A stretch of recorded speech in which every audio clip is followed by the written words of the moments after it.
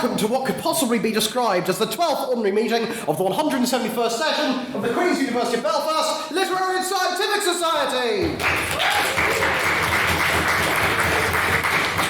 Hope you're all well this evening. I'm not particularly well, so if I do snivel or make some sad noises, it's because I'm not feeling too great this week. But let's just see what happens. But the one thing that can cheer me up, it's announcements, the joy of everyone's lives. So, firstly, Christmas dinner. There we go, it's animating now. If you're coming to our Christmas dinner and you've signed up via the form, there is another opportunity to pay. At the end of tonight's debate, Mr. Matthew Brighton, there he is, in his nice yellow t-shirt, will be sitting at the front ready to take your payments. If you've signed up via the form, you do have to pay, as we said, so that will be next week. Please get, if you for whatever reason can't pay tonight, send the money in as soon as possible. Message the page if you aren't able to get in, because, you know, if you order something, you have to pay for it. It's like capitalism and that. It's life. It's just what happens. Furthermore, we will not be having a prise for the Christmas dinner. Instead, we'll be meeting in front of the Lanyon. Further information about that will be coming up soon, because winter graduation is on, and they've booked every single room just to spite us. So that's everything with regards to the Christmas dinner, I believe. It's time to move on with the announcements and indeed our lives. The Trinity Women's Open is on the 30th of January. Becca, do you want to speak a bit about that? Because it is a great competition. So the first competition that we've got after Christmas is Trinity Women's, as I suggest, it is for women. I think it's the only one on the circuit that's just for women. It's a really great opportunity to try and get more women to do it. So if you'd like to take part, we need to sign people up practically before Christmas. So get in sooner rather than later. Actually, already this week to go in again if you're interested. Yes, and if you're undecided by the end of tonight, just send the page a message and things will be sorted out there. Moving on. The winter internal meeting. So, it's coming up next Friday, Friday the 13th. We will be meeting to discuss all of the motions that you guys have suggested so far and will continue to suggest onto that spreadsheet that was posted in the Literary Forum, which, for those of you who don't know what it is, it's our members-only Facebook group. So basically what happens is, the link is there for those of you who don't have it on you. Just type that into your phone and you can get onto the spreadsheet fairly easily. You can suggest motions on a range of topics, then we go to the meeting, there'll probably be a couple of snacks there, and we will whittle them down, we'll have a discussion, and then there'll be maybe 15 motions left, and then the council will cut them down, Russell will cut them down into a lovely term card. So that will decide the motions we'll be debating next semester. Yes? Then we might go to the Christmas market after, so it'll be nice and cheery. Speaking of Christmas, the Christmas debates.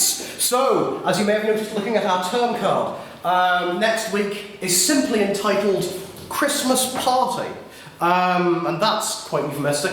No one really knows what that means. But what it does mean is in previous years, and indeed this year, what we've done is we've hosted 3 comedic mini-debates and not announced what the motions are until quite soon before the Christmas debate begins. So, I thought the best way to announce these, no, it's not through rap, it would be through a series of short animated videos, which, if there was a graph of amount of time put into them and quality of video, it would tell you a lot. It would be exactly the opposite of what you expect. So here's the first motion. There we go. This house believes the Galactic Empire did nothing wrong. It doesn't really work on that projector. I tried to emulate the end of Rogue One when Darth Vader goes, "You're not leaving here alive," and hits everyone with his lightsaber. It didn't really work. So that's the first of our motions, because The Rise of Skywalker is out, last Star Wars film, they say. So that'll be the first of our Christmas mini debates. Moving on to a lovely Christmassy mini debate.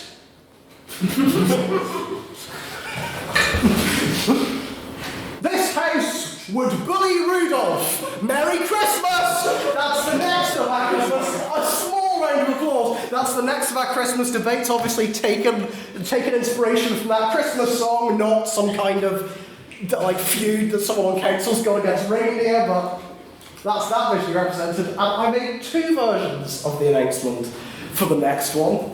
And I'm still questioning whether it's funny. There are 2 versions. There's the bad version, and then there's the evil version. Let's look at what one I chose. He refused to show me it beforehand. This is my new photo by Siri, and I'm going to show you how it works. First, you put it on here. Then you press the watch it button. That's that.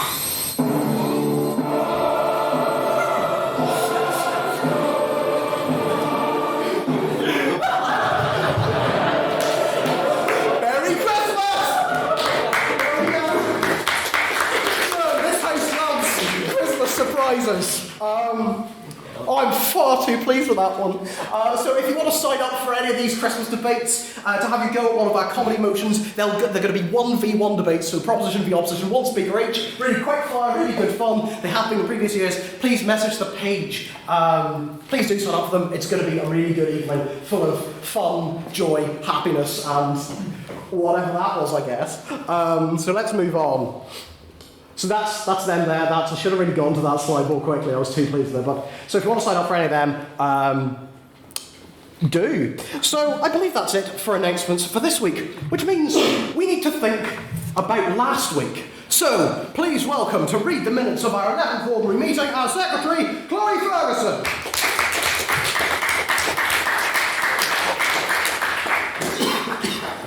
Or something on the floor. Hello. So on Thursday the 28th of November, 36 members of the Literary and Scientific Society of Queen's University Belfast met for the 11th ordinary meeting of the 171st session to debate the motion this House believes today's government has failed the planet. After a brief round of announcements concerning the Christmas dinner, Irish Times and internal meeting, and minutes by the Secretary, we began the evening with a tasty round of private members' business. The first bit of business came from Russell Nairn, who in tradition said, "This is less of a point of discussion and more a wee story about his life. Because let's be real, this is the content we come for every week, and we're all going to be very sorely disappointed this week." So Russell went on to describe the audience he and his fellow teammate Conor McArdle had at their first round of the Irish Times debating competition at Trinity College. Russell told the House the competition they were against, the Kings Inn, UCD, and the Army Cadets, who had brought one team and about 20 supporters. So instead of a debate vibe, it was more as if they were on tribunal. Conor McArdle, when asked his witness statement, called it the attack of the cadets. So President Bradley then got slightly confused and shamed at the mention of flares. And when the discussion moved on to what our own members could bring to that round that following Saturday, what we ended up with was a 70s disco football theme. What a brand and what an aesthetic. Conor McArdle swore in frustration at this, and Matthew went to find him, and instead of the usual Jeep, because Matthew had decided that wasn't really his style. That's not mine. That's the speaker. Okay. I'll unplug it later. Okay, cool. Which was bold. So Matthew had decided it wasn't really his style to get a Jeep, which was bold of him to say, because that assumes that his style to begin with. He asked for a black Tesla Model S with ashwood interior and full self-driving capabilities and 9-inch carbon wheels, coming to around £81,090 with a deposit of £4,000 beforehand. Yes, I have that in the minutes. And yes, we will be holding Conor to that. Why will I be holding Conor to that? Because Bradley can barely drive his own car. I have been in 2, not 1, but 2 car collisions with Matthew Bradley. Yeah, take that in. And for the safety of the people of Bangor and the sanctity of the fine establishment which is McDonald's, it's better for him to have one that drives itself. The second piece of private members' business for the evening was raised by Ryan Hoey. He told the House that they were called a scab on social media that week for going to the library during the lecturer strikes, and went on further to say, maybe we were the ones living the scab life all along, as we were using Queen's resources to hold the debate itself. Matthew Sullivan, HLM, our handy fact-checker, then corrected Ryan, stating that scabs were the lecturers who carried on teaching, stating that of course we should keep using the services, because we do in fact pay for them. The room came to the decision that whoever called Ryan a scab was a bollocks, and would be descended upon, which while I doubt wouldn't do much damage, because come on, I mean look at us. It would definitely be very funny to watch, and to watch QB love Commandana afterwards. Conor McArdle then raised to the House that Lord Mayor Mr John Finnegan, I don't know where that came from, was caught 3 months ago in Belfast City Centre taking a piss on the night out. After as such the police lifted him and did him for indecency. Mr McArdle noted to the House that somehow the Belfast Telegraph decided this was breaking journalism. Mr McArdle stipulated to the House that this was quite a damaging move for putting expectations upon our politicians. Russell Nairn then spoke on how it was physically impossible for him to go into politics because of that microphone right there, making those noises earlier, recording everything. Everyone says. Yes, that's right, folks. Matthew is going to be getting a test of all of you with some of the filth that comes out of your mouths. Matt Lee then came to the forefront with cans in hand, complaining about urinals with a real aura of, yeah, I'm a man's man. Yeah, sitting in perhaps the most Tory corner of the society has seen in recent years. While this was occurring, the president was at the top of the room, dying during this segment. Why, may you ask? He himself had needed a piss for a good few hours, and he had almost weed himself in front of everyone. Now that would have been blackmail material. The House then received a last piece of private member's business from Mr. Tom McGuinness. In a brief round of President's questions, Ryan Hoey then asked Matthew the age-old question, what did you have for breakfast? In which he was targeted with shames and boos, how the table had turned on you. Mr. Matthew Sullivan felt so outraged at this, his point of order not only knocked Ryan's spirits, but also his chair, and became a little bit over and a little bit broken.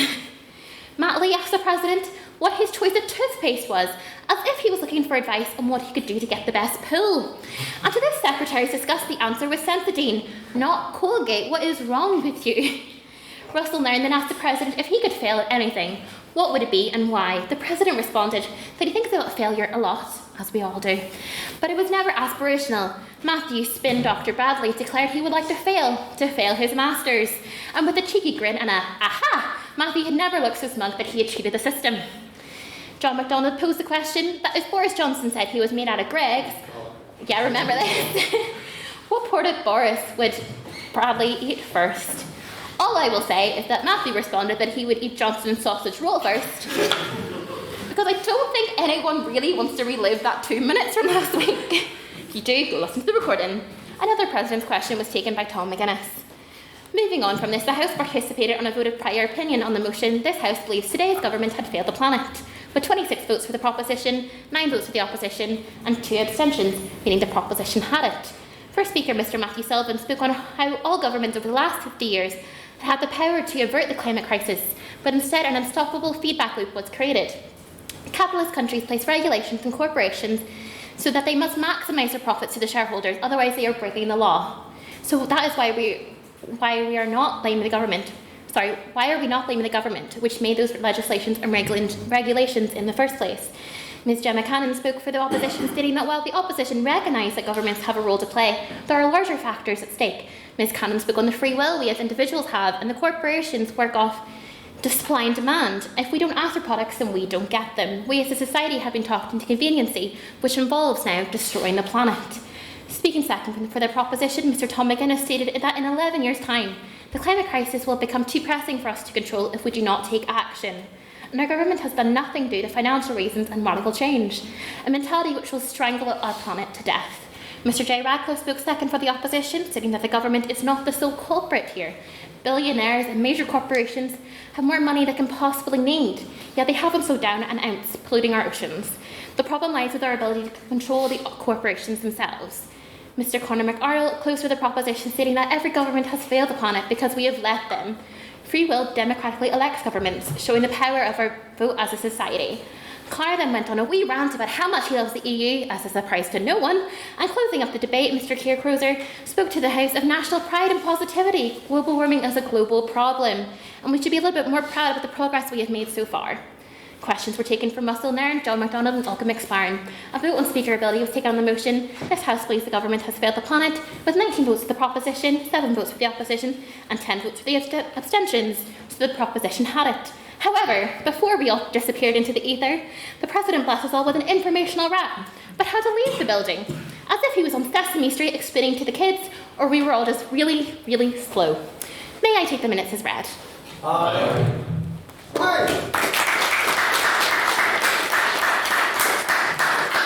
Thank you very much for those minutes. I will clarify that the 2 things that I hit with my car were a parked van and the bollard in the McDonald's drive-thru. Moving on. So, the agenda for the evening, we all know this. Private members' business, present questions, vote for our opinion, the debate, vote for speakerability, then the pub. Well, hey, so first, private... What the...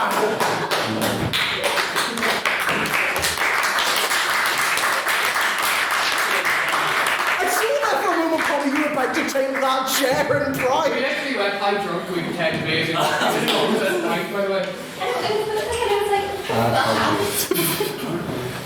I heard that. I'm going to pretend I didn't hear it. Because the swearing rule is fucking abhorrent. So, private members' business. Private members' business. Does anyone have any private members' business for the week? Ben Cavan. Yeah, so I'm assuming most of you hopefully follow QB Love on Facebook. Yesterday and today, and I believe as well, many photos have been put up of a certain incident in the car. And so I'm simply just asking myself, how do they think this is actually possible for a car to get in that position? Because I'm really struggling to work it out myself. So, What did you do? Look, to quote Shaggy, it wasn't me. Does anyone have any thoughts on the mysterious, flying car thing? Has anyone not seen it? What is this? So, Olkin's doing whatever that is. Connor's... What are you? What are you sniffing your cord? I'm looking at your... Why are you licking your cord? We're adding character to the society, okay? You're gonna tell me you did that weird brain streak of muck next? By the way, Charlotte, I have a fact. What's going on? Jesus! Okay, let's just... Does anyone have any thoughts on the nice car? Anyone? Corner! I suppose the car was a tragic accident. Whoever was driving it, I'm sure it was their fault. On the topic of QUB love, though, I would like to bring up the executive, specifically the president, shameless lack of response to a question from him from QUB love. What?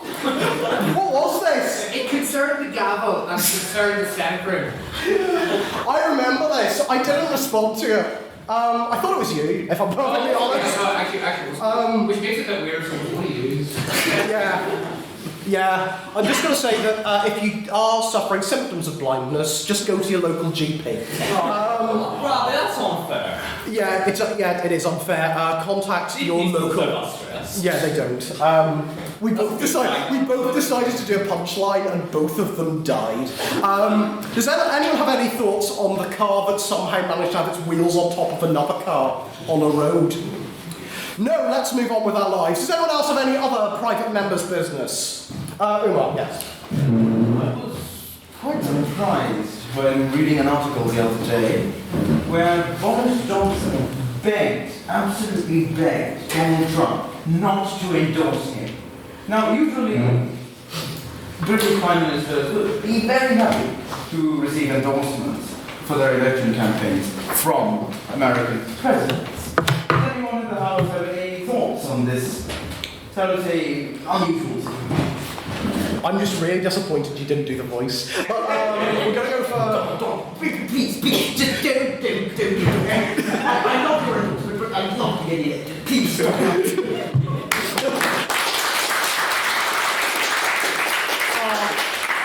Oh, it makes me so happy, Jack Patton. I think you actually hit the nail on the head there in your wee impressions there. The simple fact is, Trump is 0 for, I think, 5 at this point, with people he has endorsed for running for local offices, running for the Senate, for their House of Commons. He has also endorsed one of his former staffers on the American equivalent of Strictly Come Dancing, at which point he disastrously failed in one of the worst examples of dancing I have ever seen. So it is not only not surprising that Boris is asked him not to endorse him, it is probably the wisest political move he has ever made. Go to Matthew Sullivan. I think Donald Trump's level of international credibility is summed up quite well by a video of Justin Trudeau, Boris Johnson, and the French President Emmanuel Macron, all sort of standing in a circle, mocking him at an April reception, and then they were later joined by Princess Anne. Has anyone not seen this video? Yeah, look it up. So, are there any other thoughts? Ryan Hoey. Well, if we cast our minds back to the 2016 referendum in which Barack Obama came over and told us all to vote Remain, I think asking for US presidents to endorse your stance or your election campaign is probably not a good idea.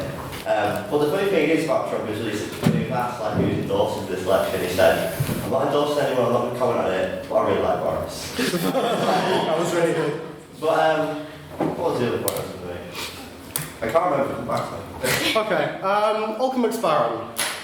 So this is actually where I've got a conspiracy theory here. Oh dear. Holy, no, this is no joke. So I thought it was actually interesting to begin with that Boris said he could work with anyone who became Prime Minister at the end of it, where the idea of Boris and Jeremy Corbyn meeting each other, I think the BBC should be pay per view, because that would actually sponsor them for about 10 years to come. But apart from that there, Erdogan, whose name I found out tonight I could not pronounce properly, and will not make an attempt to pronounce properly, was recently bought SS-400 missile defence systems from the Russians, and I'm almost wondering, was that whole wee riot in NATO getting rid of what would be a much more embarrassing story for the US President and Lieutenant Trudeau, just because as much as he doesn't like Trump, he hates Putin more, actually decided to get a few wee digs in each other to avoid that? Food for thought. Well, eat that food with your brains, I guess. Colin McCardle. I also don't want to catch enough to do that. Although the point about Turkey is very interesting. Turkey has increasingly retreated from democracy, become an abuser of human rights, and it is worrying their cavalier attitude towards NATO in the manner in which they bought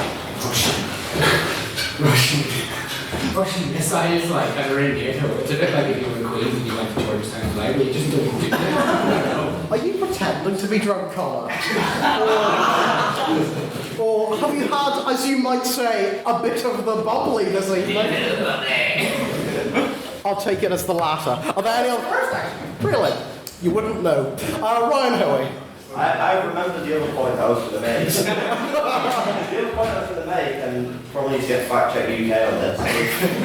Isn't it the case that Corbyn's approval rating is actually worse than Donald Trump's approval rating with all the polls at the moment, or at least in the same ballpark? So getting Trump to endorse him isn't that bad, I think. Honestly, we've got right-wing media. That's all I need to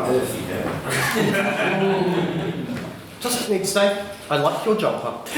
Any other thoughts? John McDonald. Just quickly say, I think I did read a poll, and I think he is actually worse, as in Donald Trump's worse. Right? I think it's 80% of British people don't like it. I think, I'll have to fact check me again. This is unrelated, but can I just comment on the fact that I'm watching Ryan Hoey squig but fast with the Christmas top on? This is a starting one. Get the Hoey look, get your jumper, your Buckfast, your jeans. It's gonna be in all the magazines. I don't know. Are there any other bits of private members' business? Does anyone have any thoughts? Colin McCardle. Mr. President, I do note with pleasure that we have a number of Conservative members here today. No, this is actually a serious point. I think it is encouraging to see a wide variety of political opinions and views on campus. I just want to know what the House's thoughts are about the political nature of the student union. How do they find it? Do they find it represents their views and their opinion? Or does it not? Pretty serious piece, but I can't funny all the time. It's been a minute when it is. You're funny at times. Matthew Sullivan. I don't like the Students' Union very much. I think that the Students' Union, their policies don't actually reflect policies which would. I don't think they reflect the consensus of the entire student body so much as they reflect the consensus of the very, very tiny portion of people who want to get into specifically student politics and who manage to get students to vote for them. And then they use this mandate, they're 8% of students who vote for them, to enforce changes upon every single society because they have that power for some reason. Does anyone else have any other thoughts? John McDonald. It's fascinating. We've actually elections today in SU. I don't think anyone knows about it. Yes. You can vote right now. We've got 15 minutes actually. There's elections today, and for the first time ever, I think we haven't put on the announcements of QB, QOL. It's fascinating. Something's going on. Also, people don't care. You're giving me a look like. No. So it's the elections for women's officer, which I quit. Right. So it's your fault. Yes, exactly. I believe it's women's officer and international students officer. So exercise your rights to vote. I'm happy for you to get your phones out and do that now. And then I saw nobody on their phones. Ryan Hoey. I just want to comment on the fact that Conor gets away with being basically an Irish Tory.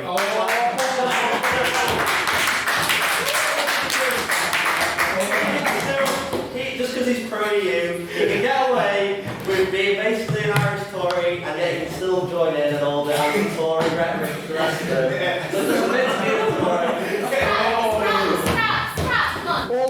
All I have to say before you respond, Connor, is... Oh, feck. It didn't work. It was going to be air horns. Feck isn't a swear word. It derives from feckless, thus why Father Ted was allowed to air before 9 p.m. I smashed the system, guys! Conor McArdle. What I recommend, my dear colleague, while I understand and appreciate some of the arguments that I am an Irish Tory, I can clearly understand I'm not. Fine Gael as a party has no clear affiliation with the Conservative Party in England. Also, the word Tory is from an Irish word meaning outlaw, and that comes from, of course, decades of Tory abuse to Ireland. Fine Gael is an Irish party, we are not an English party, and also we are strong in the European Union, we are strong in social rights, and we also haven't elected a chimpanzee in a suit. That's our deal. Matt Lee. I'd just like to add in on this bit. Conor has targeted many a young Tory boy in Queens and asked them to come along to the Fine Gael events. So I say, what is the affiliation and why do we keep getting attacked by it?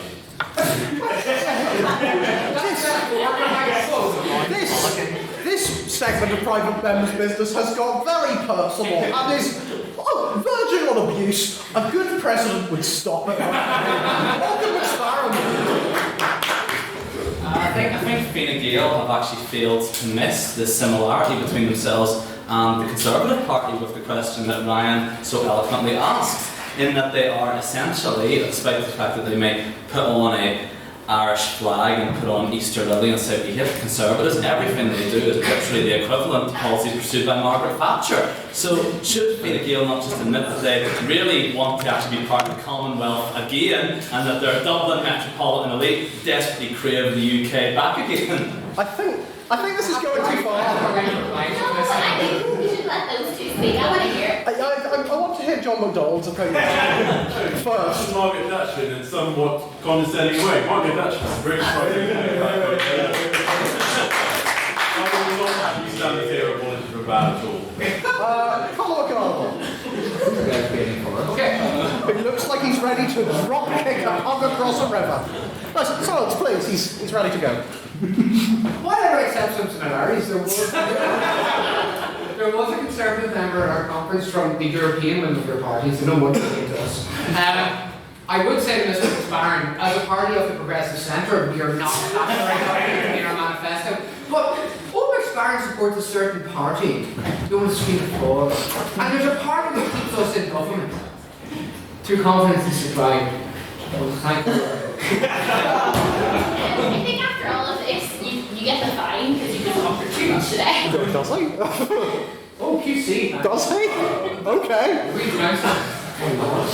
Okay. We just leave then. I'm not sure that was your call, but I'm happy for him to have it, as long as he gets me the Tesla.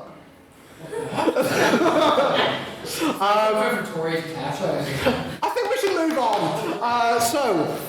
Time is a construct, but it's ticking on. Does anyone have any President's questions? Now the private member's business is cursed and done.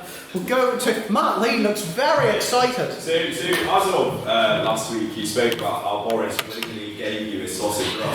And there are posts within QUBR talking about how they wish these individuals for you to bang your gavel in certain sexual ways. I don't think that, I'd extend that to ads. Obviously, it's acceptable to say that this house views you as somewhat of a sex god. What is your advice? What is your advice for someone that what's your best pickup line? I don't have any. I believe this is the worst President's question I've ever had. So it's made me feel, and I want this on record, overwhelmingly uncomfortable. I don't know. I can't think of anything funny even. I'm just like disturbed. And I didn't say I had eaten Boris Johnson's sausage roll. It was if he was made of Greggs, what bit of him I eat first. And you all know the other ones that were on that list. So I probably just list the Greggs menu. There we go. Conor McArdle. That's right. Usually you had a bit of a different private member's business. It was slightly serious and awkward, and that was a bit of a weird question to do. So I'm going to give you something that you like. Okay, that's good, because at the moment I'm fully clenched. I hate this.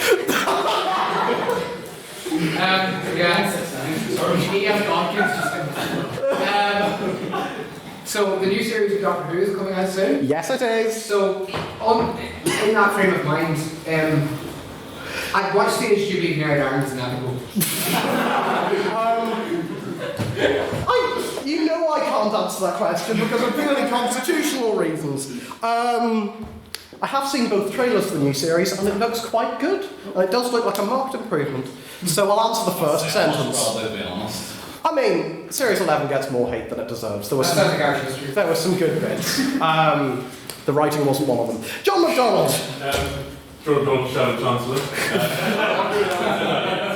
Anyway, Dominic Cummings has been named GQ's worst dressed man this year, probably because he wore a gilet, but as a man of the gilet nation, I love them. I was going to ask, apart from Boris Johnson, who you never see dressed, who was the most best dressed man in British politics?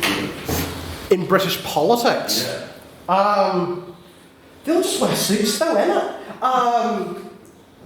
I actually don't know. If I was going to go overall, I'd probably say Mr. Blobby, because I think he's got excellent style. I don't think a president's questions have been described as difficult before, but here we are. I don't have an answer. James Orchin. Mr. President, this weekend past, I decided to go to the Christmas market for the first time, and as every year, the first thing I would go and I would get one of the bratwurst. Yeah. And every year I make the same mistake of going for the cheesy one. You bite into it, and your lip then gets completely burnt by molten cheese. Yeah. On that point.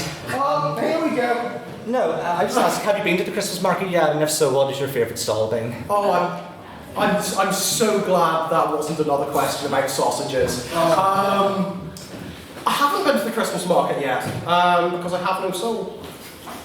Heard it here first. But he's going after the internal meeting with everyone who goes. Yes, I am. So you're going to see me pretend to have a soul. Ryan Hoey. So last week I asked you what you had for breakfast, and I got a lot of news. So this week I'm going to ask you, what's the most interesting thing to be in your life this week? We're going to move on to prior opinion. Actually, this is going to come back to. Sorry. Most interesting thing. I've been quite ill, so phlegm, I suppose. That's President's questions done. We're going to move on to the vote of prior opinion. That, honestly, I can see myself having nightmares about President's questions for, no word of a lie, the next 5 years. So, vote of prior opinion on the motion. This House believes populism is a force for good. So, this is your opinion coming into the room this evening, what you feel right now. So, if you believe that that populism is a force for good, please raise your hand and say aye. Aye.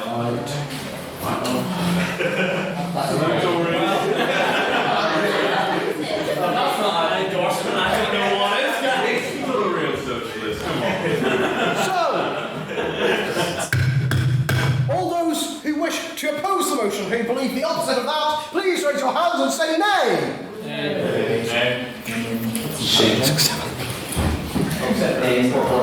Bella, please vote for us.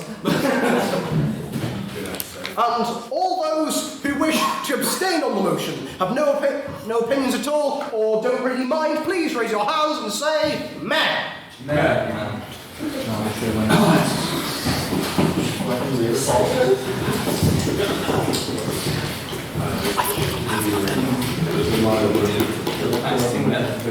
Appreciate that.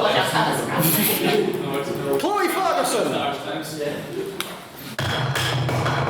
Chloe Ferguson, Secretary of the Letterific and Reader of Votes, please read the vote back. Hi, afternoon. On the motion discussed, please, populism is a force for good. Proposition have 5 votes, opposition have 10 votes, and the abstentions have 10 votes again. So it is a tie. It's a tie! What is it with the energy? Everyone, you can't wait on me to clap. I'm holding a gavel and all of this tat. So, without further ado, please welcome to open for the proposition. In their first speech, James Orchard.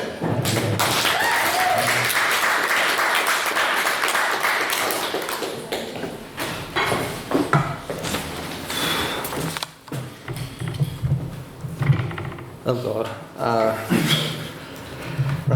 Mr. President, members of the proposition, members of the opposition, members of the House. I guess we all know why we're here tonight. We're going to be here discussing the motion that populism is a force for good. And I suppose the main question when we're all coming in here must be, what exactly is populism? In recent years, the term's really become a shorthand to denote politicians who appeal to the lowest common denominator using dog whistle politics or even xenophobia to get ahead. Of course, the fact is, well, whenever your side wins, it's a great victory for democracy, yet when the other side wins, it's basically the mob brandishing their pitchforks and tiki torches, all while preparing to attack what we all hold near and dear. However, in reality, populism itself is a lot less nefarious and it's something that has been present in politics for centuries, even millennia. And it's aided in helping drag the Overton window on political affairs towards the concerns and values of those of the common man and woman. Populism really should be defined as the expression and support for the concerns and apprehensions of ordinary people. Populism in many ways is an anti-ideology. It's a broad church, taking in people from both the nominal left and the nominal right. Populism cannot and should not be viewed, therefore, as a left-right matter. The proposition's line is that populism is a force for good. And we'll be carried on by our second speaker, Umar, who will discuss the lack of populism, what that can lead to, and will be summed up by our third speaker, Alkin. So we here today, all of us, have considerable freedoms and liberties that were not afforded to our ancestors, their compatriots. I'd like to argue here today that many, perhaps not all, but a significant amount of our freedoms and liberties that we hold near and dear were aided by the efforts of populists down the years. Particularly, I like to look at one individual. Now, for my dissertation, I'm looking at British politics during the 1760s and 1770s. During the late 1760s, there was one political issue above all others that cut through and defined whether you supported the government or the opposition. That was the Middlesex election affair. Now, at that time, only a handful of parliamentary constituencies had contests, and of those, an even smaller amount had actually anything we would come close to calling a democratic election. One of these seats, which had one of the largest populations, was Middlesex, which a county seat which includes much of modern-day Greater London.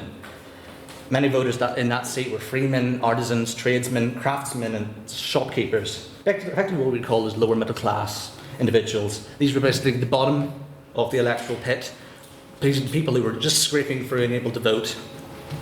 Elections in this seat were generally a formality, electing one Tory and one Whig. Yet this changed in 1768 due to the actions of one man, John Wilkes.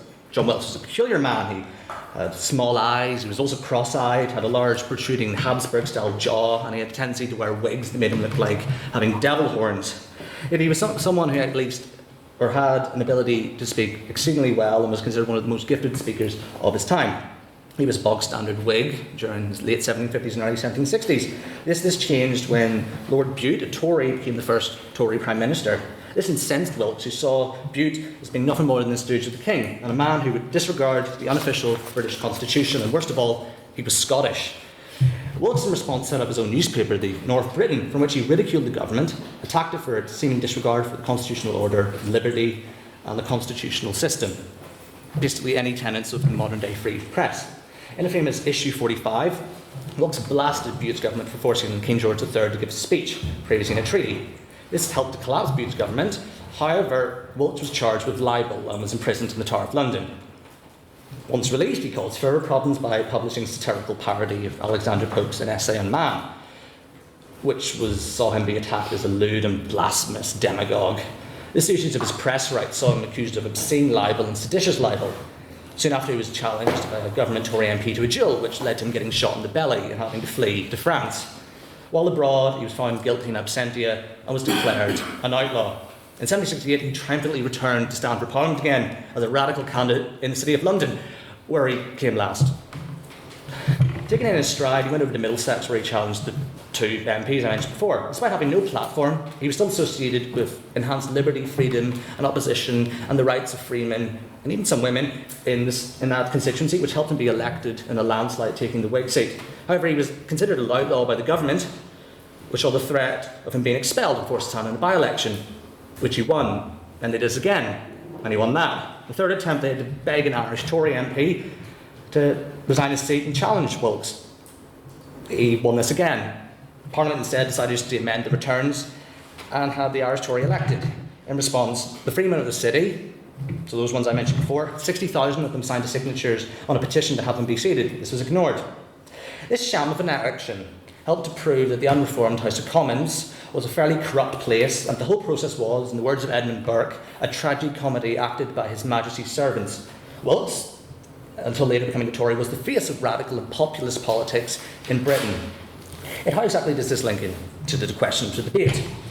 Wilkes was, by all objective measures, a populist, an individual who saw what he viewed to be an injustice or a corruption of the unwritten British Constitution and the disregard for those aforementioned lower middle class voters. With Wilkes, campaigns for freedom of the press, freedom of assembly, freedom of speech, and the freedom to criticise, mock, and satirise our elected politicians and leaders were brought forward by decades. Using the existing party systems, this would have taken much longer, as they were considered to protect only their own interests. Without Wilkes, it's highly possible that many of these rights would have been pushed back by years. We see the emergence from British politics along socio-economic class lines, as opposed to the question of whether you're an Anglican, a dissenting Protestant, or even a Papist, or whether your great-grandfather was a Jacobite or not. As the British historian at the time, Lewis Namier, records, in Middlesex, there was a new development, a new issue raised, a force to play its part in the large urbanised politics. Thus, by appealing to the lowest income voters who were able to vote, he was able to enhance freedoms through his populist measures. It was from these radical and populist mass-based parties that he helped to usher in that we have socialist parties, Christian democratic parties, moderate nationalist populists emerged, which equated to greater representation of the average man and woman on the street. So really, in conclusion, populism, while it may have enabled some individuals to climb up the greasy pole to gain power, has enabled many politicians, such as the aforementioned Wilkes, to gain a political base from which to campaign and argue for the rights of ordinary people across the world. And thus, I overall urge everyone here, as members of the House, to back the proposition in this motion. Thank you.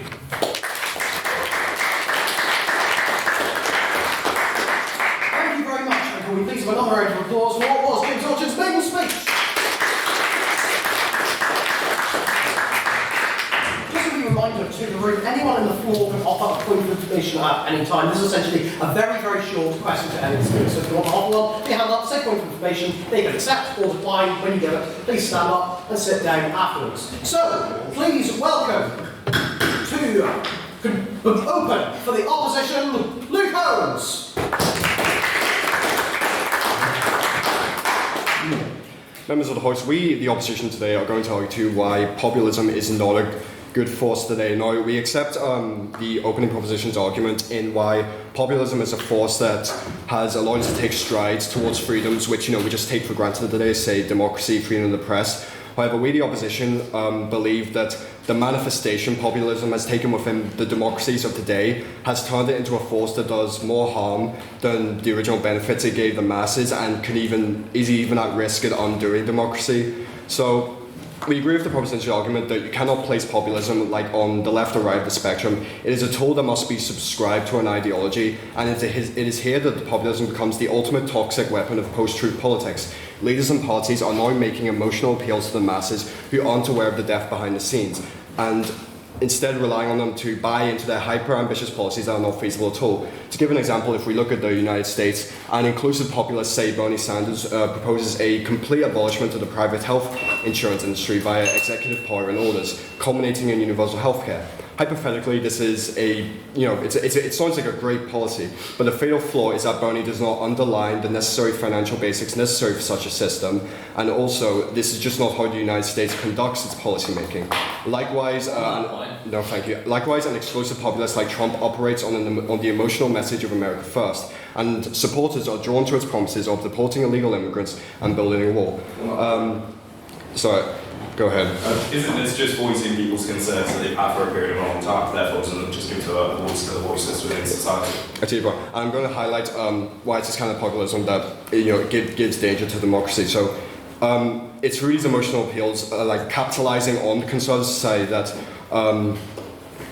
the supporters, they act on emotional impulse to support these candidates rather than looking at the detail behind the scenes. So his supporters, they would ignore things like the immigrant labor contribution to the United States and the convenient living standards they have through importing of cheap goods, for example. So when people do come to believe in these populist ideas without understanding heavy details, a nasty tunnel vision is developed, and when populist ideas do not pan out, there is a negative feedback loop where trust in government and politicians fall because they bought into these extravagant promises made by these campaigners.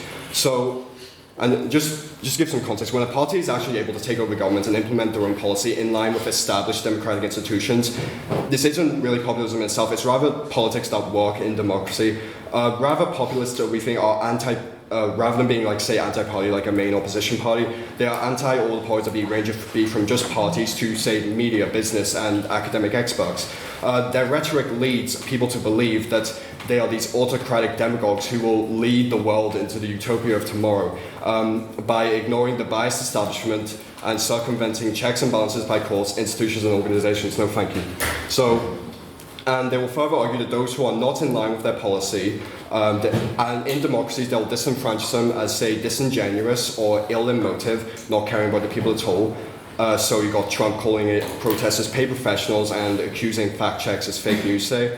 All the way to authoritarian states, this can be translated to those who disagree, or can be outlawed as treasonous. It slightly echoes fears Jean-Jacques Rousseau, who's kind of been accused of kind of laying authoritarian foundations, who believes that a commonwealth should be guided by the common will of the people who are their own sovereign. Of course, there is no single will in society, and Rousseau concedes that this unanimity is impossible, and instead he labels the minorities who disagree with Commonwealth as simply mistaken in opinion and that they must conform to the Commonwealth. So this shows how representative democracy is threatened by populism. So, and also further down the line, anti-intellectualism, pseudoscience can also align with populism. Aforementioned with Trump's dismissals and highlighted in kind of new trends today, say, and climate change denial. To go over an example of, say, how populism can actually fail in government, not just the campaign trail, I will raise the example of Greece. In the wake of the economic crisis, parties aligned close to the centre were rallied against as the establishment by the masses, and a few radical parties emerged in its place. To give one quick mention, one of which, Golden Dawn, was a fascist neo-Nazi party who held the third largest majority in the Hellenic Parliament. So, no, thank you. Until only earlier this year, and they still hold a seat in the European Parliament. The far-left party Syriza formed an unusual coalition with the far-right Independent Greece in 2015, and in opposition, their rhetoric was strongly successful to the centrist government, claiming that they would force Greece's creditors to fund their policies, which was very appealing to the people. When they were in power, however, failed negotiations and a controversial referendum not only meant that they failed to deliver on the promises they made, but they plunged the country into even worse austerity. Syriza also adopted policies that eroded checks and balances, tighter control of the Supreme Court. They limited the license given to TV stations, and they were involved in numerous scandals, say preferential loans for political clients. So, populists, in wake of their failure on the campaign trail, especially government, they face conformity or death, either dissolve from politics or dissipate into a more moderate establishment that they promised the people they would overturn. Trump and Brexiteers enjoyed success through capitalization of large societal concerns, but now in their power they realise that they can't confront these issues successfully, and instead continue to polarize politics through rivalry and scapegoats, and will double down on their hardline ideas when confronted with failure, with considerable cost to society and the economy. Our democracy is about being able to keep leaders in line, still placing trust in them and the institutions that make up government. Inherent to populist ideology, however, is skepticism and hostility, and when populist leadership ultimately fails, these moves thrive, demeaning our representative liberal democracies. We, as the opposition, insist that populism nowadays is no longer a force for good, and we urge you to vote with us tonight. Thank you.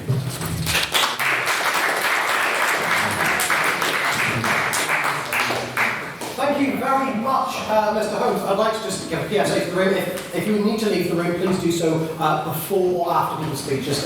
Leaving during speeches can be a bit disheartening for the speakers. I'm really ill. So, please welcome up to continue for the proposition. It's Colosio.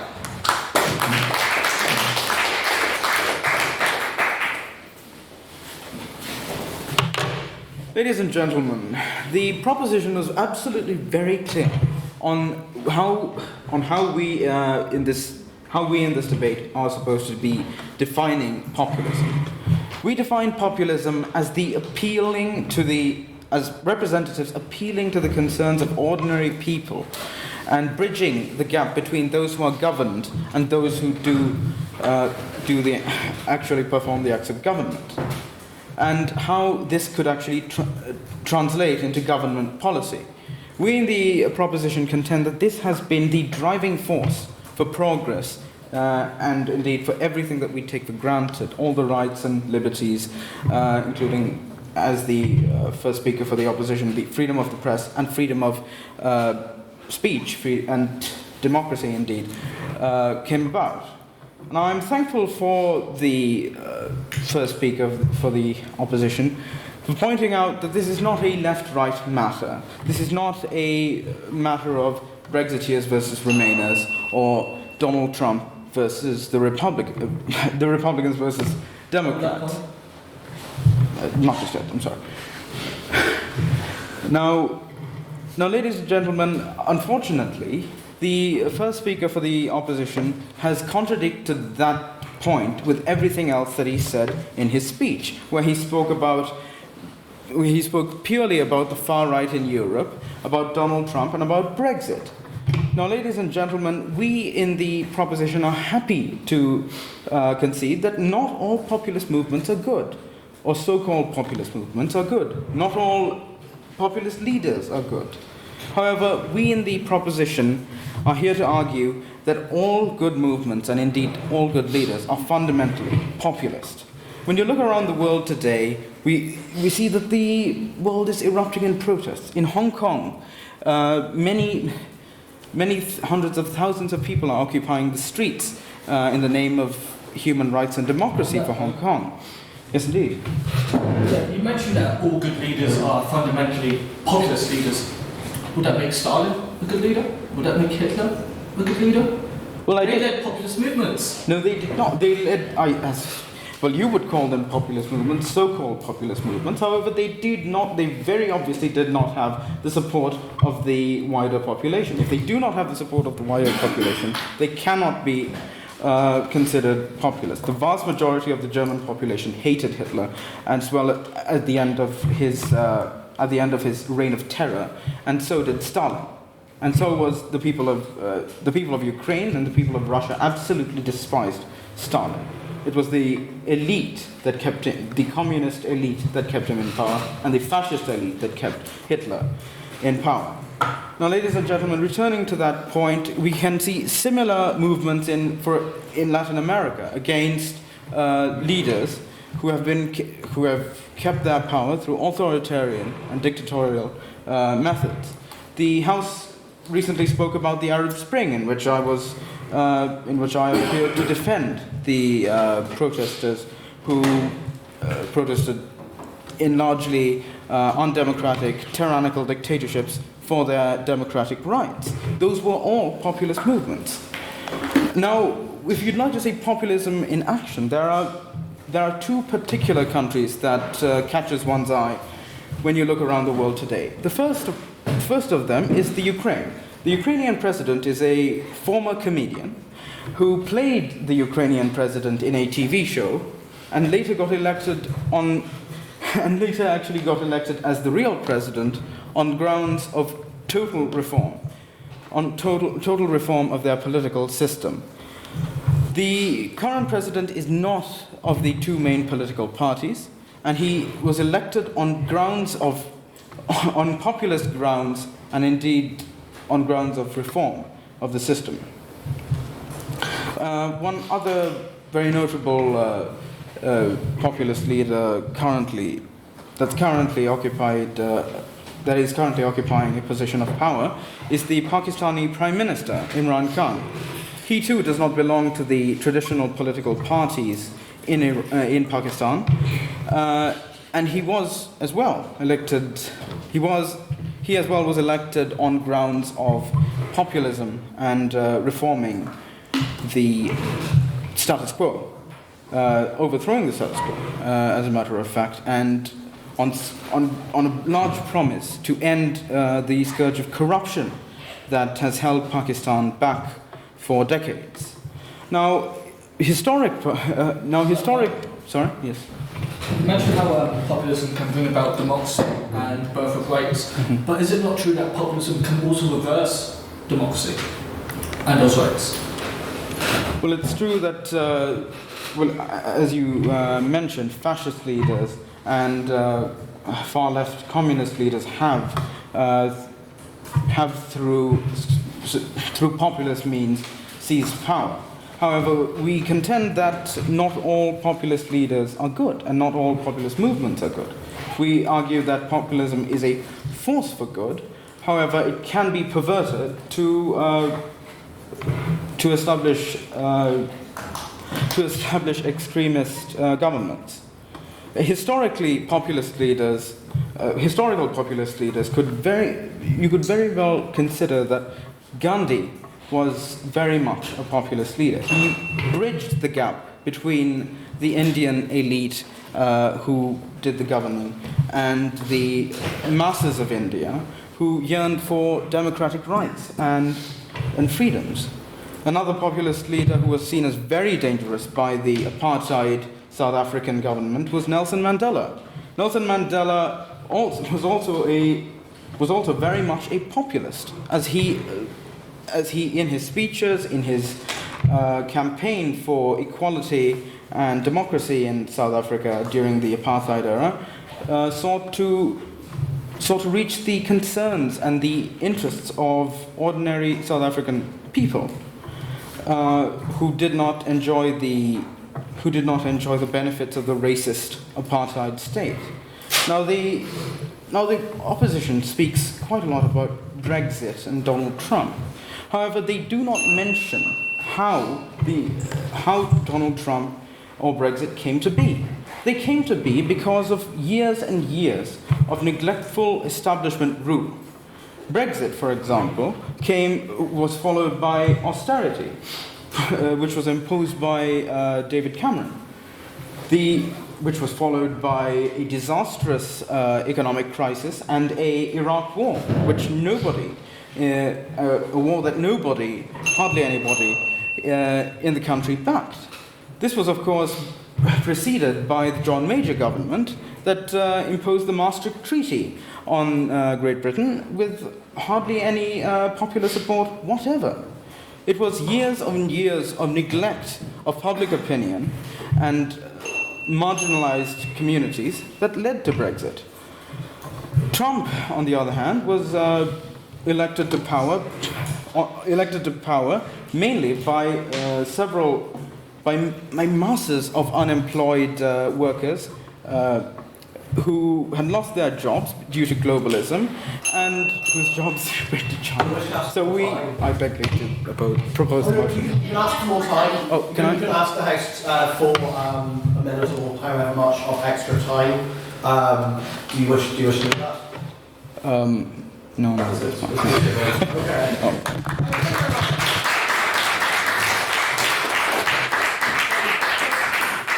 If the speech goes over a certain amount, you can request more time. It's not done often, but you can request extra time. It will go to a vote of the House, and if the House votes in favour, you can be given a certain amount of extra time. Just something to keep in mind, not something to mention much, because it's only been used, I think, a couple of times, and it's not a great rule. But there we go, thank you very much for the speech. Now please welcome, he's already up next, he's very eager, Shane McGuinness to continue for the opposition.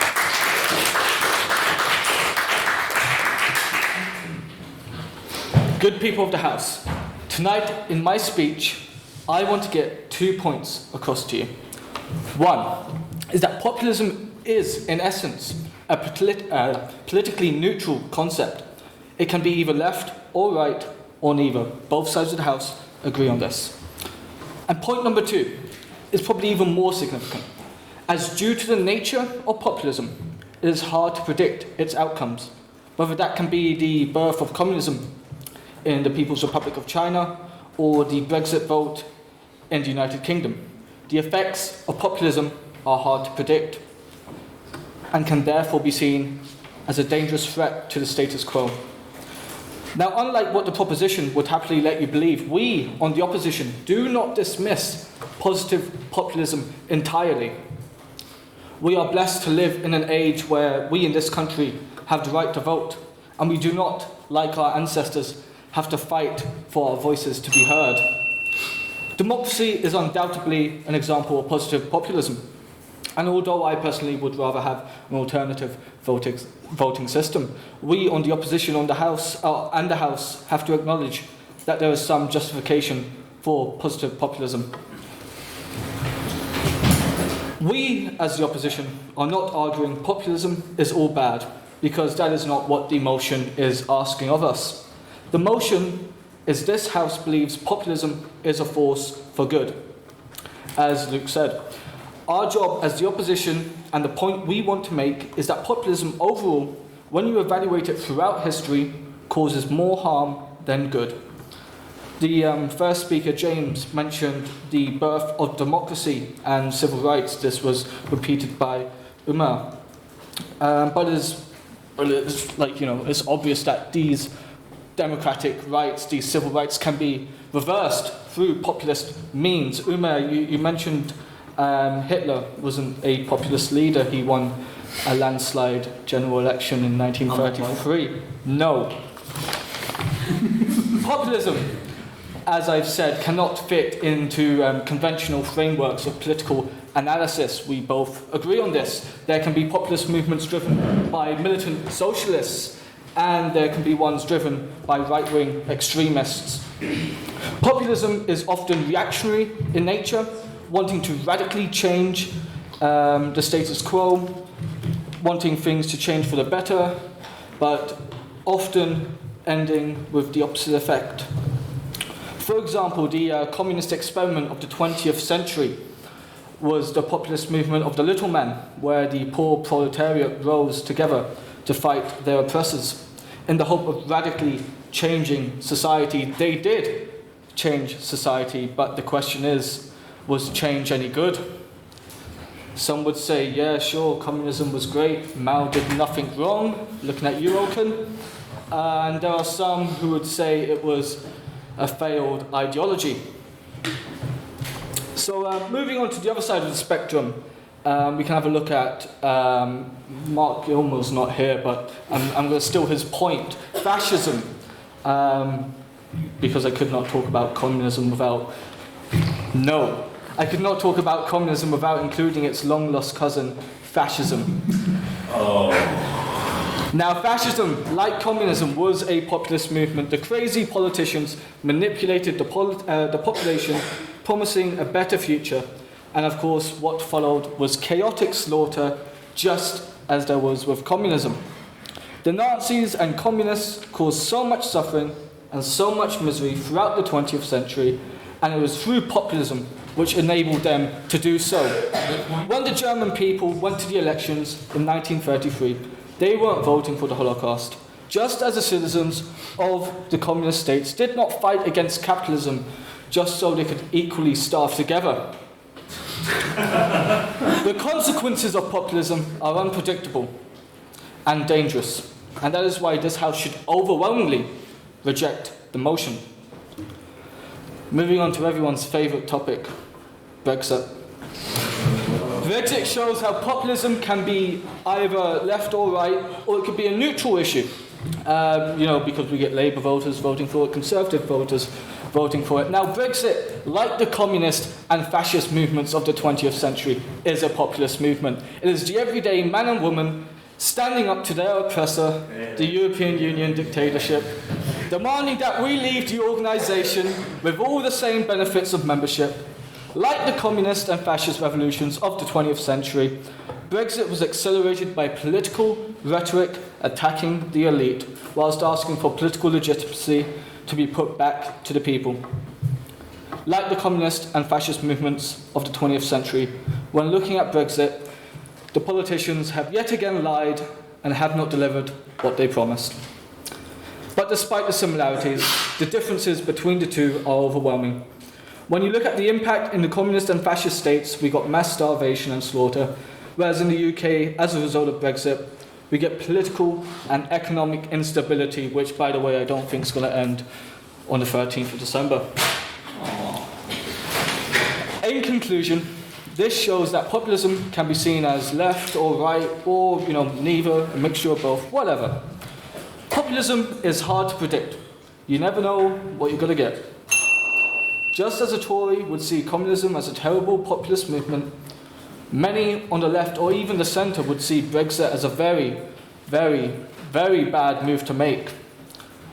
Tonight, you cannot pick and choose your populist movements. You have to look at them holistically.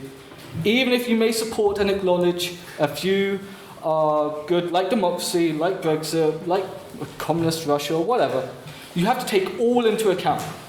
If you have ever viewed a populist movement of doing more harm than good to society, then you must vote for the opposition tonight. Thank you.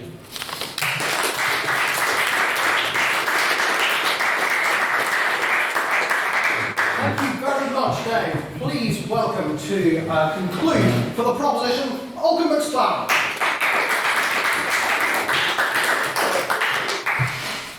Sorry, ladies and gentlemen, going full BP Trinity debater here, by the way I've got this laid out, but no one's perfect. Right, okay, first of all, disclaimer, I have 3 essays due at 12 o'clock tomorrow, so I'm a little bit less prepped than I normally would be as well. So, thank you, ladies and gentlemen. As has already been demonstrated by my colleagues, populism is by no means a perfect political ideology. We're not up here saying it is a perfect ideology. However, ultimately, the merits of populism greatly outweigh its detractors. But before I go into the kind of main body of my speech, I want to just go and offer just a few minor points of rebuttal to some of the ludicrous claims that have been made by the opposition. So yes, I agree with them. It is not a left or a right-wing matter. And Shane mentions positive things that have happened from populism, such as democracy. Well done, Shane. Democracy is a very good, very positive thing, which nobody is going to hate because everybody wants to vote in an election. That, as James demonstrated through his speech, through people actively getting engaged, through actively encouraging the public to get involved, meant that democracy is now a staple of our society. No, Chris. Brexit and Trump are not everything, okay? You have mentioned Brexit and Trump so many times. Look, some people don't like Brexit, some people don't like Trump. Welcome to the real world. However, there are other populist politicians who are very popular at the minute that are not Brexit and Trump. I'm going to say, just looking at Mr. Hubble there, I get the vibe that he's maybe a slight Corbynite. Just a slight, yeah. And I think that's something that we do need to acknowledge, that there are politicians on either ends of the spectrum that do go and say messages. Jeremy Corbyn puts out a very populist message. I mean, I love it whenever I hear he's going to eradicate student fees. I love it whenever I hear that he's going to give more money to the NHS. I love it whenever he hears that we're going to have this green industrial revolution. But those are fundamentally populist messages. Yes, Chris? Yeah, but our point is not that populism is inherently evil. I know, I acknowledge that. In the example of Mr. Corbyn or Mr. Sanders or whoever you want to agree with, they're not in power. And our point is, there is a tendency when people get into power, when they're through populist movements, that either they can redistribute their power, which happens very rarely and is very good when it happens, or they maintain power within themselves. And when that happens, it's very bad and leads to authoritarian regimes. Which naturally centrist, and I could never see a centrist politician like Tony Blair completely hoarding power to the top and deciding to invade Iraq or anything like that. Non-populist politicians have never done anything dodgy in their time in power, Chris. So to say that this is just a fault of populism, no, what you're critiquing itself is power. Power corrupts. Well done, you've read GCSE English. So, anyway, I want to now get into the main body of my speech. So I do. So, the opposition have been, as I mentioned, talking about some politicians who are negative characters. They've mentioned people who will say anything just to appeal to a certain voter base, your Trumps, Johnsons, Farages, Matt Lee, people like that will literally say anything if it thinks it's going to make them more popular. And this here is in itself, this in itself is controversial, yes. However, they haven't thought about the politicians, which, as I mentioned already, your Jeremy Corbyns, your Bernie Sanders, who maybe represent their views. All of politics in itself is a degree of popularity. That's why we have democracy. A certain amount of populism is essential to any democracy for it to function. Whenever you stand up and put yourself up for election, it is essentially a popularity case. Okay, yes, people are going to look at your policies you run. However, how often do you have someone say, I'm not voting for them because I don't like their personality, they're not good looking, I don't agree with the way their party operates? All the time. These are massive factors. Yes? Wouldn't you say the whole Boris Johnson great? A lot of people don't like him as a person, but backing Boris to get longer Do you think Boris is good looking, Matt? Is that what you're trying to tell us? No. But no, look, people back politicians on their personality and their policies, okay? I'm not going to deny that there's a certain degree of both when it comes to it, okay? I don't like John McDonnell very much. Not you, the other one. But I do think that a lot of the policies he endorses are good, so I think it does come to more than that there. But a lot of his policies, again, as I've mentioned for the previous Labour leader, could be seen as very populist in the message they're sending. But this comes on to my main point. So I wrote a paper once, a paper essay, on populism, and this is the analogy I would use. It's like, if you imagine our democracy is like a human body, okay? And if you imagine populism itself is like water, okay? A human body needs water to survive. Democracy needs populism to survive. Every politician, no matter where you go, is going to have to have a certain popular appeal. If it wasn't the case that we didn't have a certain degree of populism within our politics, are we just going to get a computer and are we going to say to the computer, hey computer, we want you to go and get all 63 million citizens that are in the UK and go and analyse them all down and then work out who is best to be leader? No, that's not how we operate. We require someone to put forward a message for people to listen to that message and then for us to endorse that message. But throughout both speeches here, I've heard a lot of mentions of fairly dodgy figures, okay? And I was talking to one of the Tories over there, I can't quite remember which, and they said they were reading readings of Marx recently, and they said, was it you? Right, okay. So they were reading Marx, and they said, actually, reading Marx, I quite liked some of the ideals and ideas that were coming through from Marx. That doesn't mean you automatically endorse Stalin. And this is a point I've made many times before, but I will continue to make again. You can take any political ideology, any artistic movement, any school of thought, and you can pretty much rejig it, completely move it around, and then endorse it as something that it is not. You can put it in as a perverted version of itself. Populism at its very nature is designed to get people politically engaged. It doesn't mean politicians cannot use it. However, if we look historically, it has done far more good than it has done harm.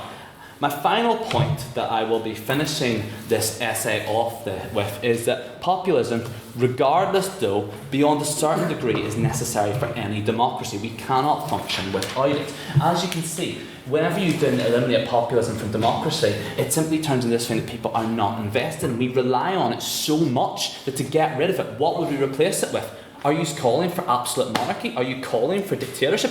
What is it that you're calling for? Populism is the only reasonable political ideology that we can have to endorse our current democracy. So, ladies and gentlemen, to finish off, I urge you to vote for the proposition if you support democracy and do not support autocracy like the other side. And if you support common sense in itself, then you must vote with the proposition in this debate. So, ladies and gentlemen, thank you.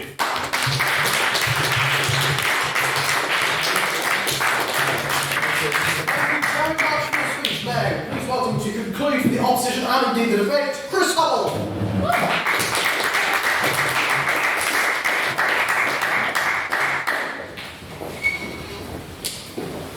Am I still writing my speech? Yes, I am. About 2/3 into this, it's going to become very off the hook. I've also just pressed enter a lot of times as I was walking up, and now there are 5 pages on them. When you read it. Thank you. Please don't count this in my time, otherwise, I will be asking for a lot of extra time. I was about to stop and I thought that was a speech. And then it's still on 0, so I'll show you when I'm pressing OK. You can start now, Chris! Okay, let's get some populism going. So, we've just heard that democracy is like water to the human body. But in reality, it is Fanta Orange. Refreshes you, but will rot your inside and give you a terrible fake tan. We've heard a massive confusion from this side of the House that populism and democracy are exactly the same things. That anything that is vaguely progressive or anything that benefits people generally, whether it's liberties, freedom, is populist in nature. It's just nonsense. If you look at a lot of the things that the proposition have mentioned, whether it's suffrage for working class men and women generally, they didn't come through populist movements, they came through labour movements or through women's rights movements that weren't inherently populist. There were populist elements in them, but they weren't populist movements. The majority of these freedoms and rights that the proposition are saying are populist actually are from general grassroots democratic movements. And where we would draw the distinction is actually populist movements are not just the grassroots, but yes, there is a grassroots element, but actually that it has to have this figurehead, a leadership that often will abuse their position. So, no. I'm already on the hoof, so we're starting properly. We, on the opposition, this is written down, have not dismissed the idea that populism can be a tool for good, and we accept that movements like Allende or Mandela and Gandhi, populism has and can achieve genuine progressive and radical change. However, we also make clear that democratic and radical movements are not automatically populist. That the essence of populism is, yes, a grassroots democratic base, but that this is combined with an element of personality, with a leadership, a figurehead, or figureheads, in which power resides, at least in the short term. And this is where the danger of populism lies. Populism utilises grassroots momentum in order to build support, but is not led by the grassroots. Yeah. Yeah, and again, I tell you, find any political movement which is led by its grassroots. There's absolutely none. Every single political movement has to be a figurehead. So what are you suggesting as an opposition to the idea that democracy is a massive popularity contest? What are you putting forward? Because I cannot see any feasible system. So I would say the anarchist movements historically, some of the largest support some of the largest resistance in fascist Spain and during the Civil War will come from non-populist, anarchist or leftist movements. Socialist movements generally also have a history of non-populist movements. Whether you look at grassroots trade union activism, which is done on a very democratic local basis, there are many examples in which there is non-populist but progressive and radical movement. So where populism has been a force for good, the power that the grassroots instills in the leadership is redistributed and is shared amongst the people who put them there, once that power is achieved. However, far too often in populist movements, these figureheads capitalise on the fears or concerns of the working class that put them into power, and instead of redistributing that power and readdressing the imbalance of economic inequality as they are wont to promise, these leaders withhold power unto themselves. There is a clear process at hand. Populist leaders exploit the fears and concerns of the working class, who are currently disenfranchised. They build a grassroots that places them into positions of power. But once that power is achieved, and once control is seized, the grassroots is abandoned. The working class are no closer to power than they were before, and once their support begins to wane, authoritarian forces come to the fore to ensure that power is maintained. No. Going into examples, you can wait. When we look at populism in its history and in its current manifestations, what begins as a promise to re-engage the working class soon neglects and represses the very movement that put them there. In the USSR, it was the trade unions and workers' movements that were incremental to the foundations of communist rule, that were the first to be purged by the regime under Stalin. currently in Pennsylvania, where Trump won a majority in 2016, on the back of his promises to sort of revitalise the state's manufacturing industry, there's been a clear shift away from Trump towards the Sanders campaign because he's failed to follow up on his promises. No. Go on. So you're saying... You're going to say that Sanders is a populist campaign. I mean, there's not really much point in me answering my question, but nonetheless, Sanders' campaign is deeply, deeply, deeply populist. Literally, his essence is, we don't take large donations, we take donations ranging about $13 a person, and then we put them all to the greater good. That's a good point. I feel like Yoda predicted. Well, yeah, as I'm about to go on in this sentence, populism as it stands today has some high points. Corbyn, Sanders. But like I said earlier, they are not in positions of power at the moment. What we are saying is populism, when it gets to the position of power, is very easily corruptible. Because populism places the emphasis on leaders, and because it places the emphasis on the figureheads of the movement rather than on the grassroots base, and rather on the democratic forces that put them there, it has the tendency to shift towards authoritarianism. It has the tendency to shift towards power into the hands of the few. Now, I would say that certain populist leaders can and do redistribute that power. But the majority of progressive populist movements today have been crushed. A few sort of stalwarts remain, but they are likely to be defeated by those in power. The ones that do succeed, you often have the support of the current establishment and abuse working class fears and concerns to put themselves in a position of power in which they can greatly benefit themselves. It is a risk to both society as a whole and to the working class who they attempt to appeal to. I beg you oppose this motion.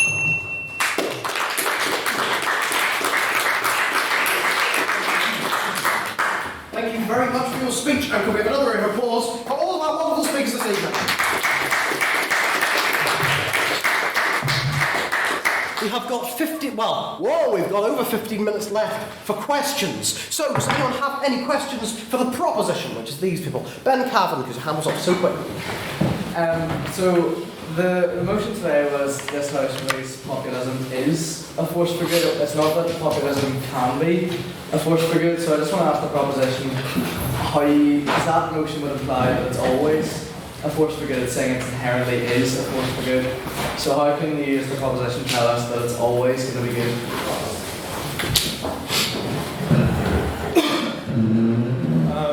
When I referred to Hitler as a so-called populist leader, I was referring to him in that way because I and my fellow speakers on the proposition consider him a populist in name only. Populism is not just words. They need to translate into action and policy that actually help the common person, and therefore those who take advantage of populism to get into power and don't actually act on their words cannot be considered populist at all. Opposition to respond. Sorry, but that's a massive cop-out in this debate. You're basically saying that, yes, they were populist, but because they've abused the position that populism has given to them, they're no longer populist, so they can't be included in this debate. What we're saying is by the very nature that they are abusing what good populism could have given them, and the benefits that populism could have instilled for the majority of people, is disregarded and abused by the majority of populist leaders for their own self-interest. And therefore, people like Hitler, people like Stalin are populist leaders. They were put there through populism, and they abuse that populism. That is why populism is not a force of good. Any questions for the opposition? I'll go to John McDonnell first. His hand was up very, very quickly. Hitler, sorry, no, Trump.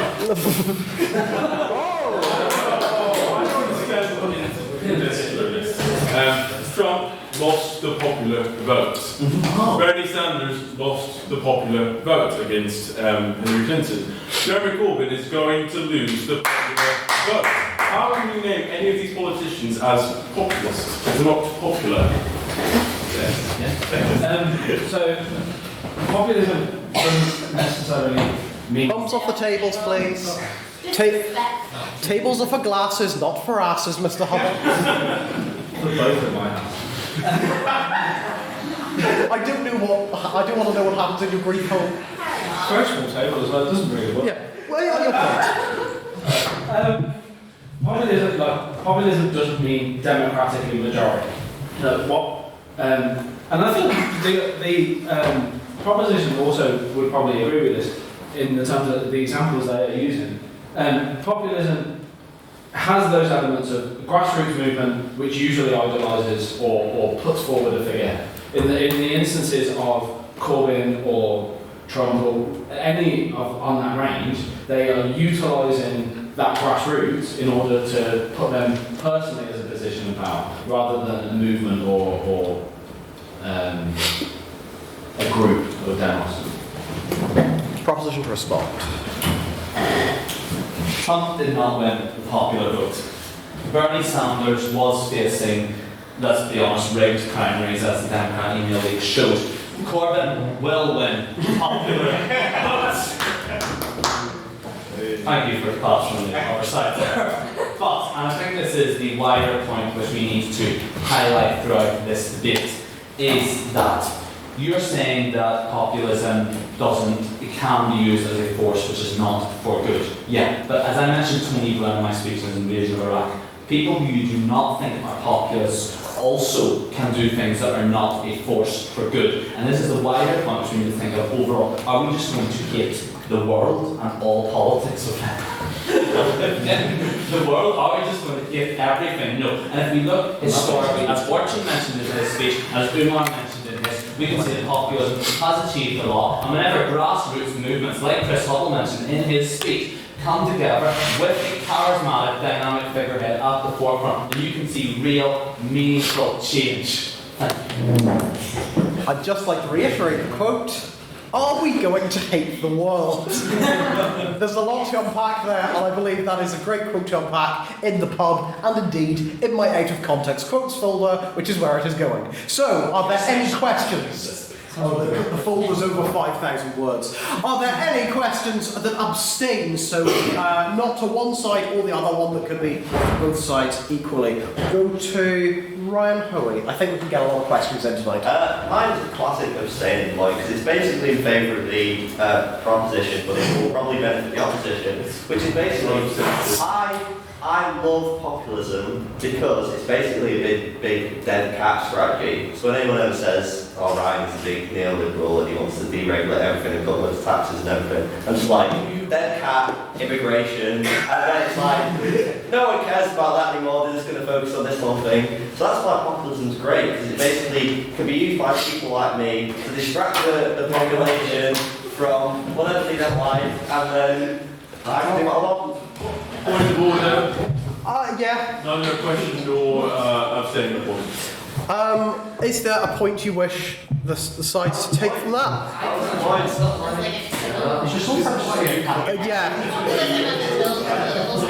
Yeah. So, proposition to respond first.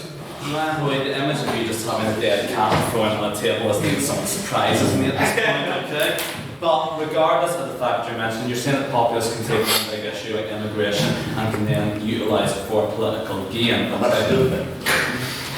So much wrong with that statement. Please go back and forth, I'm very tired. Yeah, I know, but essentially this is what we're trying to go at. Actually, isn't that populism isn't just about that. It isn't just about one issue and saying immigration is the core reason for all your problems. If you look at the politicians I mentioned, but if you look at politicians in general, is that the public actually listen and engage whenever they hear a populist politician speak. And what they listen to is they listen to their policies on stuff like the NHS, on stuff like immigration, on stuff like workers' rights and the like. And this is the point of populism, is that it gets more people politically engaged. So no, I do believe it's a good ideology and one that we should endorse because it does do more good than harm.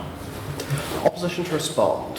So it's kind of what we are arguing as the opposition on, like this capitalization of issues, you know, like as misappropriating populism in a way by bringing people into these hyper ambitious plans. So like, so what was the term you used? Dead cat. Dead cat strategy. Yeah. So Yeah, so proposition says it engages more people, but like for what? They're not looking at the bigger picture. They're just following people, maybe perhaps based on personality. Like it's more engagement, but say at like what cost? And that's what we're getting at. The dangers to democracy. So to say, but maybe you support that. Actually, maybe it's not.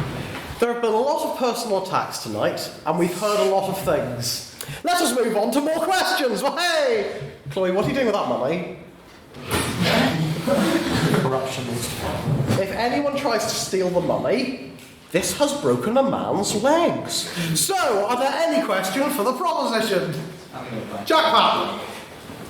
Given the necessity by definition of populism to view normal people as a singular uniform quality, do you believe it feels or is incapable of representing minority viewpoints, those of the LGBT community, those of working class communities, those that are not typically in the majority or in the elite? Right. Yeah.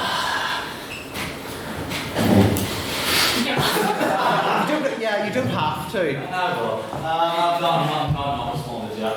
Right. Aren't we all at simple terms? Aren't we all just people? Okay?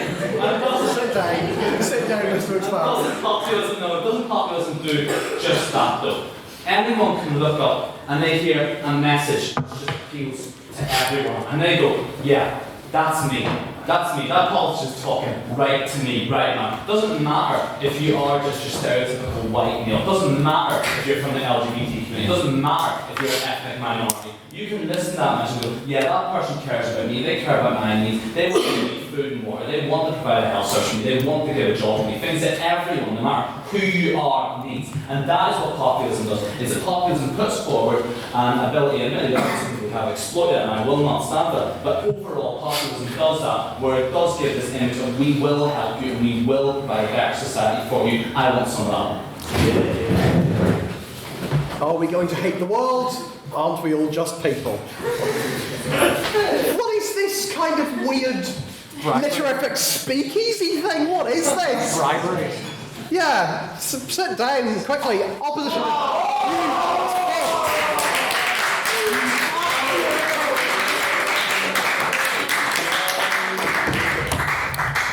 For the sake of the recording, Mr. Alkan McSparron just dropped his cup of juice. Everyone clapped. Just juice. It was just juice. McSparron loves my waddy. Opposition to respond. Well, of course, populism fails minorities. Brexit has failed at 48%. Fascism and Hitler destroyed the Jewish population. And communism today got rid of all the rich people. I deal with minority as well. So we're going to have some questions for the opposition now. Does anyone have any questions for the opposition? Them. Yes, Regina Sweeney. So the opposition, essentially, populism just eventually allows the few to have power, but that's sort of the nature of democracy itself, so don't we sort of need populism to allow the masses to be represented, because we want the few who are in power to actually be looking after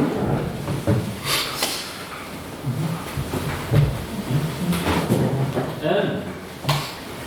Like I said, I don't think it is inherently evil, and I do think it can have its benefits. But I think the problem is because it focuses so much on sort of personality and focuses so much on figureheads.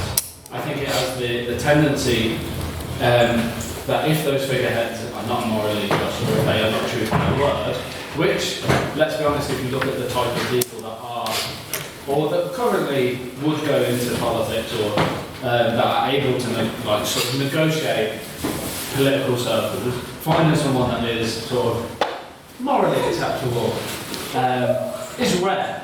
And what I think the problem is populism can give power to those people, and those people then, whilst they should be looking after them and they should fulfil those promises, although some of them make out promises, they don't keep to them. And a lot of the time, the power that is given to them on the backs of those promises is then just abused and used for personal gain. Like, people have voted in earnest for populist leaders, people voted in earnest for Brexit, and actually are the politicians who are set to deliver those promises that are made, are they actually fulfilling them in regard to those people that voted for them?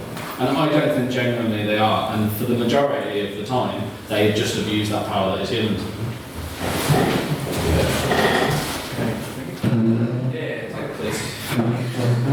I fundamentally agree with your point. I thank you for bringing it up. Yes, democracy is about majority rule. We're not talking about majority tyranny, which is a serious problem that has to be avoided. However, we're talking about majority rule. In democracies, serious big issues that collectively affect everyone in society are decided by majority rule. So, that being said, how can you not have a populist approach to the system? How can you possibly, surely creating a serious gap between those who are ruled and those who do the ruling is what will ultimately lead to a corrupt government. The only thing that you seem to be, the opposition seem to be proposing to remedy the possibility of a corrupt government is a philosopher king, which as we all know is totally impossible. Are there any abstaining questions? I'm going to say this will be the last question of the evening, so make it good. If it's not good, it may test my patience a bit. So we're going to go to Matthew Sullivan. Sorry, I'm so sorry, I had to choose one of you. And I didn't even know with the maths in my head. Okay, so I think that in this debate both sides have given us slightly different ideas on what they think populism is. So I would like both sides to define in precise and concise terms what is the definition of populism.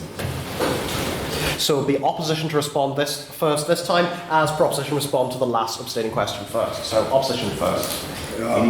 Simply as just this dichotomy between the pure people and maybe the corrupt elite. Not this thing of gaining popular support or like majoritarian institutions or rulers. Just simply portraying an exploited, really, this can be anything like blue collar workers, minorities, etc., against an elite, which can be anything as well. So as I mentioned, it could be parties of the media or businesses. So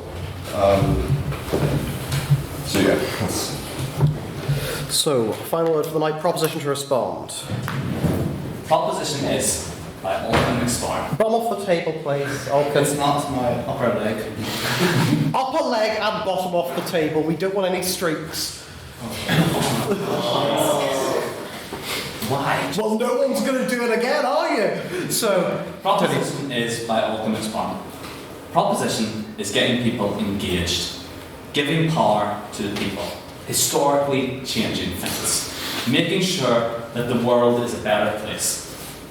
Yeah. I'd like to point out that one of those definitions was correct. So that's it. That's the end of the debate. Can we have another round of applause for all our speakers? And can we have a round of applause for Chloe and Bryson for mopping up Alkin's ludicrous I'd just like to use this as an opportunity for a PSA. If you are going to partake in the consumption of my waddy at these meetings, please do not spill it, as if there are any hints of the stain, we will be dealt with. It's not even the stain, it's the smell. Yeah. Because the security come in here afterwards. Yeah. So they smell it, there's like a chance that they can even find us and they can literally dispatch it. Yeah. So be very careful. So be very careful. If you're wondering, if you're an old member who's been a bit confused about why we've been a bit more harsh on it this year, that's why we don't want to be exploded. So it's that time of the night again, which means we go to our no, I thought like that. Oh, this has been a long evening, but it's been a good one in places. So we're going to move to our vote on speakerability. This is what side you think spoke best overall. So if you think that the proposition, which is these people here, guest spoke better this evening, please raise your hand and say aye. Aye. Please raise it nice and high. I'm 5'6" and not good at looking. That was more than I thought. Are you voting for yourselves or just for Nah, we should look first.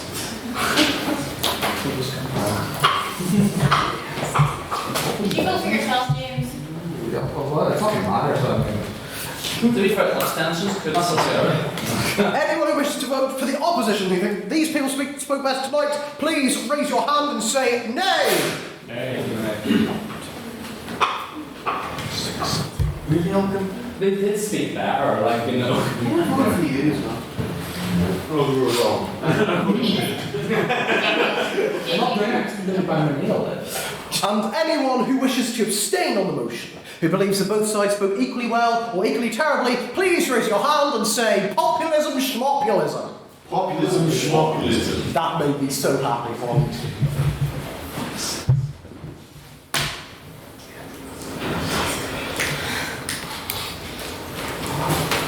Chloe Ferguson, Secretary of the Litterific, Reader of Votes, Writer of Minutes, read back the vote.